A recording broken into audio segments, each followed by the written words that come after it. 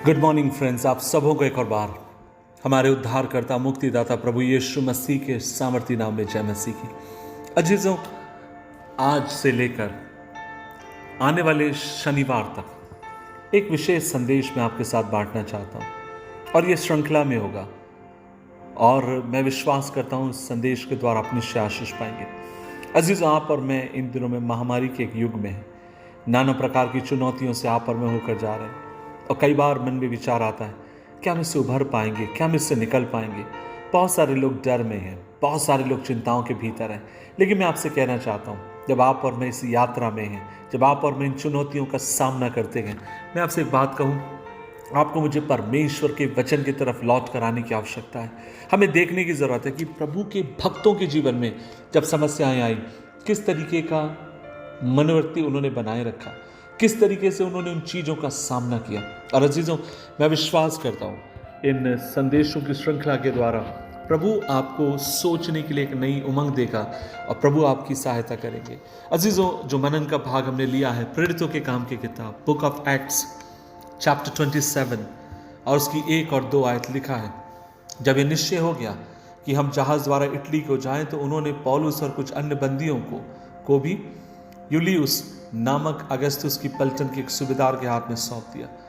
अर्तिम्यूस के एक जहाज पर जो असिया के किनारे की जगहों पर जाने पर था, हम चढ़कर हमने उसे खोल दिया और अरिस्तर्खुस नामक थिस्सलुनीका का एक मकिदुनी हमारे साथ था। अजीज, यहाँ पर आप और मैं देखते हैं कि पौलुस को बंदी बना लिया गया है और आप और मैं देखते हैं कुछ और भी अन्य बंदियों को लेकर जाया जा रहा है ताकि इन्हें इटली ले जाया जा सके। और लगभग कहा जाता है कि इस जहाज के भीतर ये लोग 276 लोग हैं। आपको कहाँ मिलता है? प्रेरितों के काम की किताब 27 अध्याय उसकी 37 आयत में 276 लोग हैं और इन्हें यहाँ से अगस्तस के सामने हाजिर होने के लिए ले जाया जा रहा है। और वचन में लिखा है, जब ये लोग अपनी यात्रा को शुरू करते हैं, आप इसमें देखने पाएंगे कि एक बड़ा तूफान, बड़ी आंधी वहां पर आती और यहाँ तक इतनी आंधी और तूफान आती है कि न दिन में इन्हें सूरज दिखाई देता और न रात में इन्हें चंद्रमा।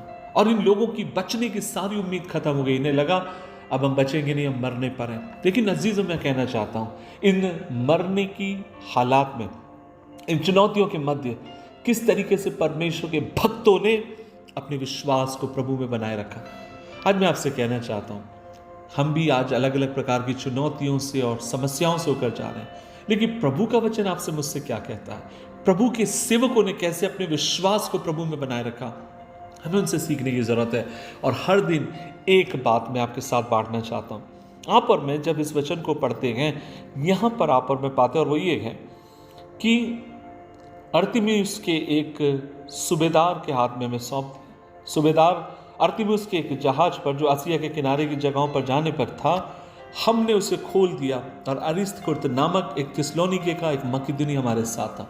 यह लिखा है, हमने इसे खोल दिया। जब आप प्रेरितों के काम की किताब पढ़ते हैं, आप देखेंगे वहाँ लिखा गया, पौलुस वहाँ गया, पतरस वहाँ गया, नाना प्रकार उन्होंने ये किया, उन्होंने वो किया। लेकिन जब आप यहाँ पर पढ़ते हैं, यहाँ पर लिखा है कि हमने खोल दिया। यहाँ पर लेखक अपने आप को जोड़ता है। लेखक कौन है इसका? लूका इसका लेखक है। और वो कहता है हमने जहाज खोल दिया और हम अकेले नहीं थे, हमारे साथ एक और विश्वासी था जो थिस्सलुनीके का निवासी है और जिसका नाम अरिस्तर्खुस था।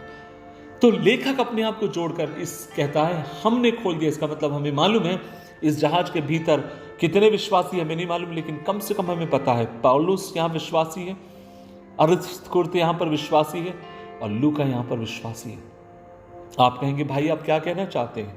मैं आपसे कहना चाहता हूँ, आंधी और तूफान के मध्य में अगर आप उसका सामना करना चाहते हैं, सबसे पहली चीज आपको जो मुझे याद रखने की जरूरत है वो ये है, आपको मुझे अकेले रहने की आवश्यकता नहीं, आपको मुझे संगति में रहने की आवश्यकता है, आपको मुझे टीम के भीतर रहने की आवश्यकता है। आज सुबह के समय मैं आपसे कहना चाहता हूं, क्या आप अकेले जीवन जीने में विश्वास करते हैं? क्या आपको लगता है कि मुझे किसी की जरूरत नहीं, मैं अकेले जीना चाहता हूं? कई बार मैंने देखा है लोग जब बुरा मान जाते हैं चर्च से भागने लगते हैं। नहीं मेरे भाई, आपको मुझे परमेश्वर संगति के लिए बुलाता है। प्रेरितों के काम की किताब अध्याय 2 के भीतर हम देखते हैं परमेश्वर के भक्त पतरस ने प्रचार किया, 3000 लोग उद्धार पाए। और बाइबल कहती है ये 3000 लोग 4 महत्वपूर्ण काम करते हैं हर दिन प्रेरितों से शिक्षा पाने। और फिर लिखा है संगति रखने, रोटी तोड़ने और प्रार्थना करने में लवलीन रहे। इसका मतलब यह था, दूसरा इंपॉर्टेंट काम यह था, वे संगति रखने में लवलीन रहे। आज मैं एक बात आपसे कहना चाहता हूं, संगति, there is a power in fellowship. जब आप संगति में हैं उसमें ताकत है, संगति में शक्ति है। और मैं विश्वास करता हूं जब यहां पर पौलुस संगति के भीतर है, न दिन में तारे, न दिन में सूरज दिखाई दे रहा, न रात में तारे, ऐसे समय पता है पौलुस और ये तीनों मिलकर क्या कर रहे हैं? मैं विश्वास करता हूं ये एक दूसरे को हिम्मत दे रहे होंगे, ये एक दूसरे की सांत्वना दे रहे होंगे, ये एक दूसरे को उत्साहित कर रहे होंगे और कह रहे होंगे पौलुस भी कहता होगा, लूका में डरने की जरूरत नहीं है, परमेश्वर हमारे साथ है। और पता है ये क्या कर रहे हैं? इस आंधी और तूफान के मध्य ये एक दूसरे को उत्साहित कर रहे हैं। आज सुबह के समय मेरी बहन, मेरे भाई, तुझे चर्च से भागने की जरूरत नहीं है, तुझे चर्च के तरफ भागने की जरूरत है। तुझे बाइबल से भागने की जरूरत नहीं है, आंधी और तूफान के बीच में तुझे बाइबल के तरफ भागने की जरूरत है।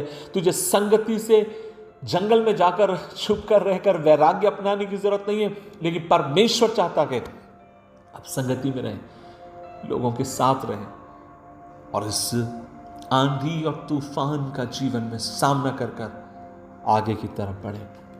तो पहली भी चीज मैंने देखी और वो ये है, कैसे पौलुस इस आंधी और तूफान का सामना करता है। और सबसे पहली बात, पौलुस आंधी और तूफान का सामना करता है अपने मित्रों के साथ संगति के द्वारा।